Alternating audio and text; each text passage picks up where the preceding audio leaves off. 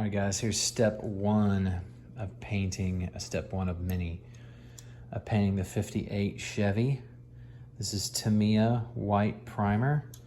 Did light coats, and there is no ghosting. If you don't know what ghosting is when you shave off, sand off some plastic bumps, you know, trim or door handles, and the primer or whatever paint you're using causes them to kind of reappear. So we're good to go on that, no ghosting. Went ahead and painted the headliner white, so I'm gonna tape that off for the next step. And looking good, gonna let this dry up a little bit. I wanted to do white to make sure the colors that I'm using will not be different because of great primer. So there we go, white primer first. Then it's gonna be the light color, then lots of taping, and then the dark color, and then bare metal foil, and then clear, and then color sand and rub the whole shebang. So lots of steps. Okay, color number two. Well, color number one, if you don't count primer, is on. No ghosting. Still looks really good, really smooth. Not too worried about shine just yet because it's all gonna be cleared. I'm gonna give this a good dry, let it dry for a day. And it's lacquer, so it dries pretty quick. Maybe even 2 days, because I do need to do a lot of taping on this to lay out all the designs that I need. And then we'll be, is that ghosting right there? Maybe a little bit ghosting in the metallic, but that's gonna be covered by the top coat. So I'll be laying out designs on the body here and then doing a darker coat and leaving the designs in this light pearl red, as Tamiya calls it, but pink, let's be honest. And y'all see what the other color is when I get all the taping done. All right, stay tuned. All right, hey guys, I hope you can hear me because there's a bunch of fans in my house trying to dry out my kitchen, but I've been working on this 58 Chevy and I got the base coat down and I'm working on the tape. And we got a lot of time in the tape, only done one side so far. But basically taping off everything I want to keep to be the light red or the pink. And so it's gonna be around the edges, around the trim, the headlights, around the roof. I had real sharp 90-degree cuts, but I was like, boy, that looks terrible. How am I gonna fix this? So I used my noodle, and what I've been doing is putting a hole punch in a piece of tape, like so.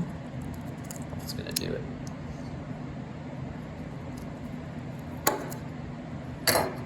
And what that does is that gives me a radius right there, and then I'll cut that out, and then basically that's how I've been making these radiuses. I've been putting them, you know, cutting them and putting them right there. So all these radiuses, like right there. Well, I haven't done this side yet, so you can see what it looks like without one. So there's the hard 90, like right there. And well, these I did by hand back there. They look terrible before I got the idea of the hole punch and the tape.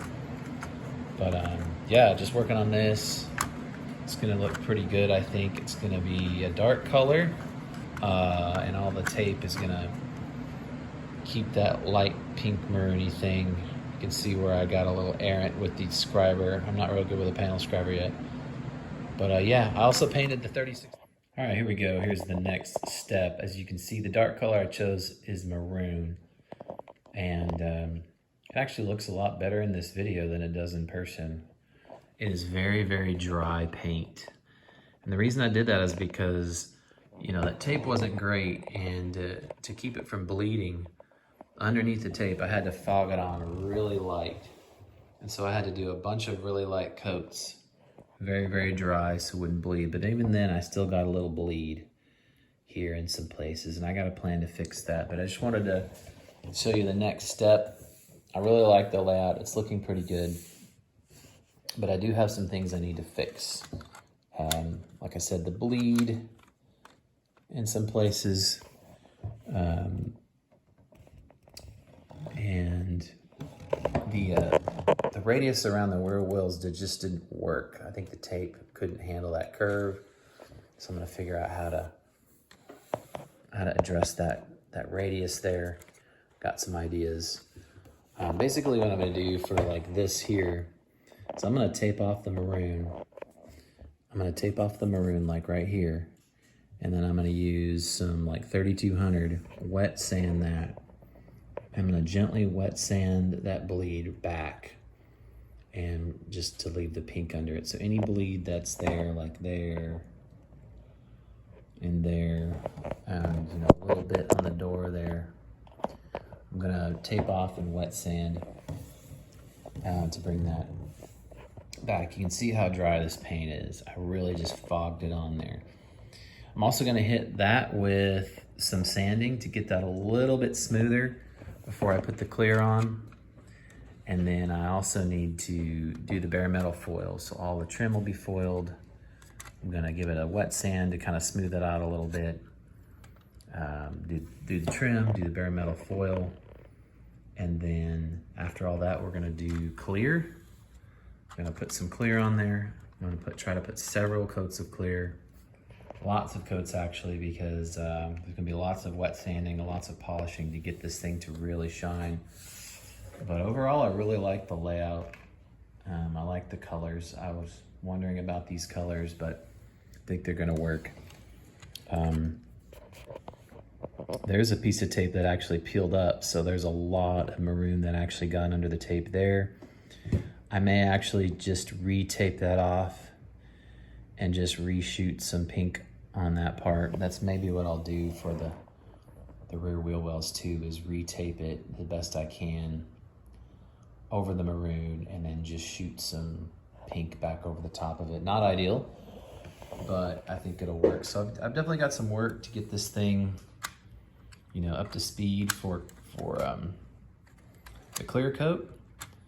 But overall, I really like the layout. I think it's very Watson-esque. And once it's all polished and shiny, I think it's gonna look pretty killer.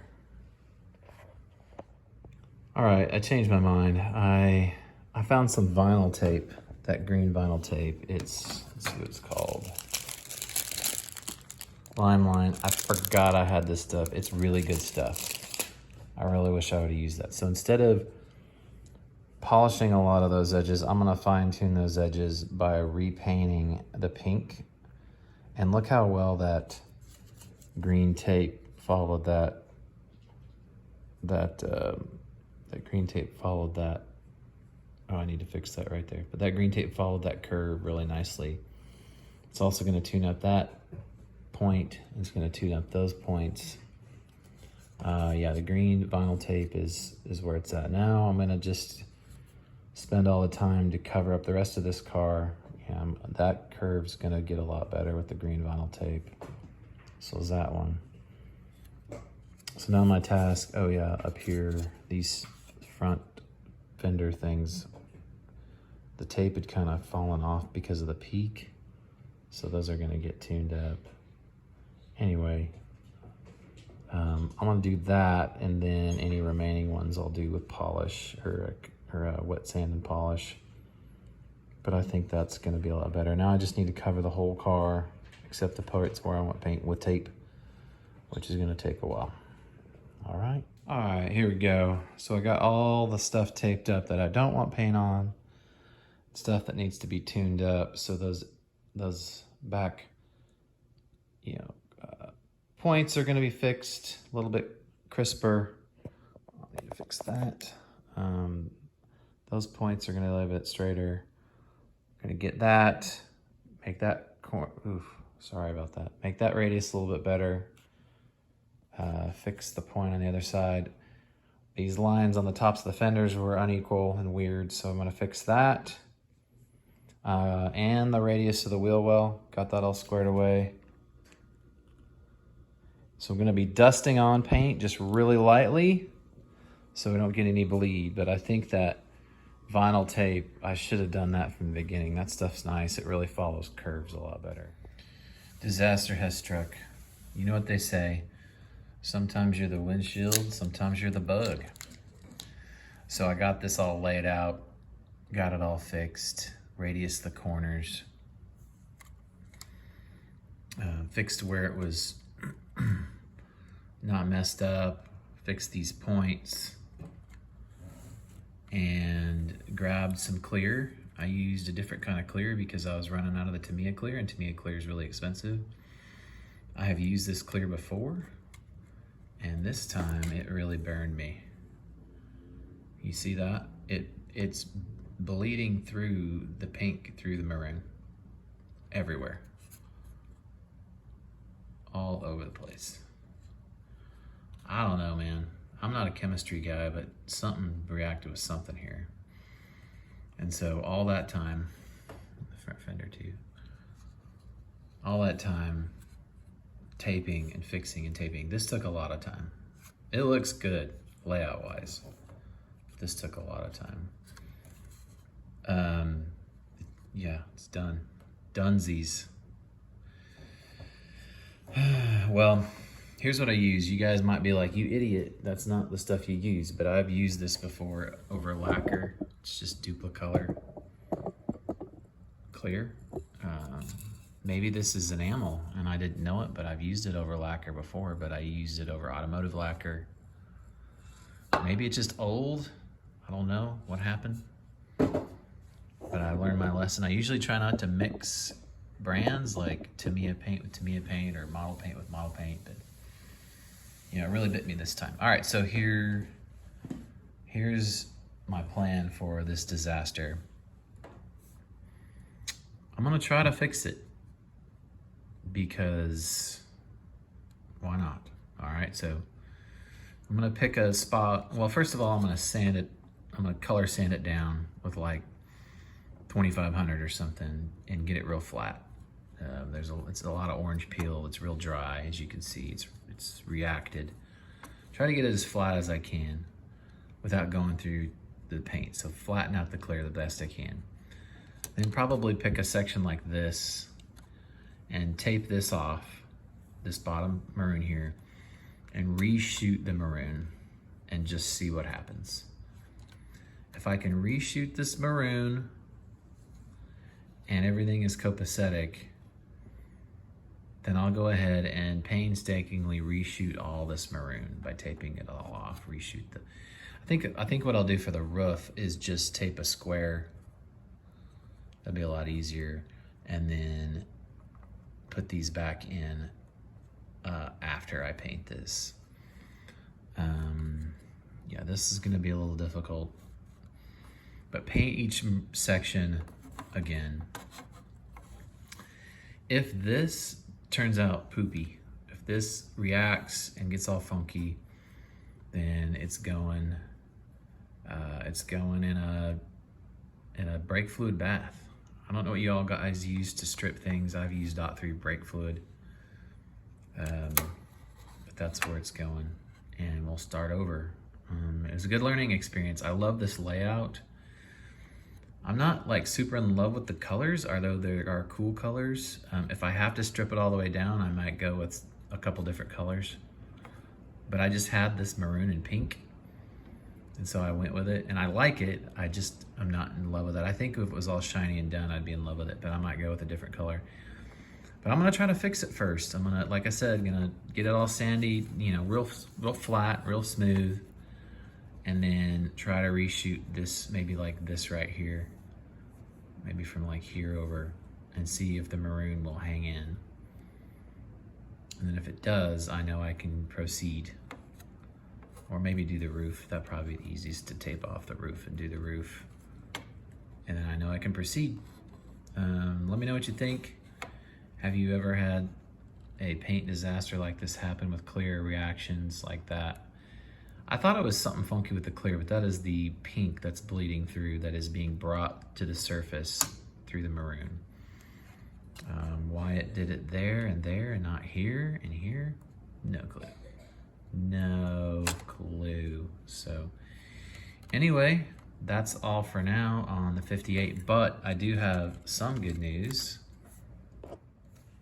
Good news is the Chop Top 36 Ford is looking pretty killer in its dark blue paint job. I've got it color sanded and rubbed out here. And this one actually gave me fits too, but I won at the end of the day. For some reason, anywhere I sanded it, the sanding marks were coming through, even though I got it real nice and flat and finished it off. It was ghosting all the sand marks. But I just kept after it and was able to color sand and rub it, or just color sand between coats. And finally got a good coat on there and was able to color sand the whole thing. So this is the Chop 36. It's got some dust on it, but yeah, I use these micro sanding ones. The only thing I don't like about these is they seem to get pretty wore out pretty fast, and so you know your 3200 ends up being 8,000 after a little while because it's getting wore out. So that kind of stinks. But I use that, and then I use Perfect It. Now Perfect It is a 3-part. You have the compound, which is this, number 1. And then you have another one, which is, where'd it go? Oh, sorry, this is number 1. This is number 1, this is the compound. And then this is like a machine polish, even though I use it by hand, so it's a finer. And then the actual glaze polish, and it works pretty good. What I figured out is that if I color sand this thing to 12,000, the rubbing compound is actually coarser than what I've already sanded it to. So I'm actually going backwards. So when I color sand this to 12,000, I then start with number 2 and then do the polish, and it comes out pretty good. So yeah, the 36 is looking pretty cool. I feel like these lights don't really show how nice it is, but it is looking nice. I got the windshield frame chopped, and then it's Molotow pinned. I usually put those things on a piece of tape to keep them from moving, and then I'll glue and file the seams really smooth with super glue, and then do a Molotow pin, and you can't even tell they've been chopped. But yeah, this little car is coming out really good. It's got a really good profile to it. Let's get this there, we go. And definitely a really cool early custom, and one that'll definitely need to be shot outside in the sun to really let that dark blue come through. So anywho, all right, yeah, let me know in the comments what you think I ought to do with the 58. I'm not giving up on it, because that layout is killer. That's I guess I didn't mention it before, that I copied a Larry Watson car that he did. If you Google Larry Doss 58 Chevy, I kind of copied the layout on the Larry Doss 58 Chevy on this one. So we're gonna keep building. Thanks for all the subscribes, and take care.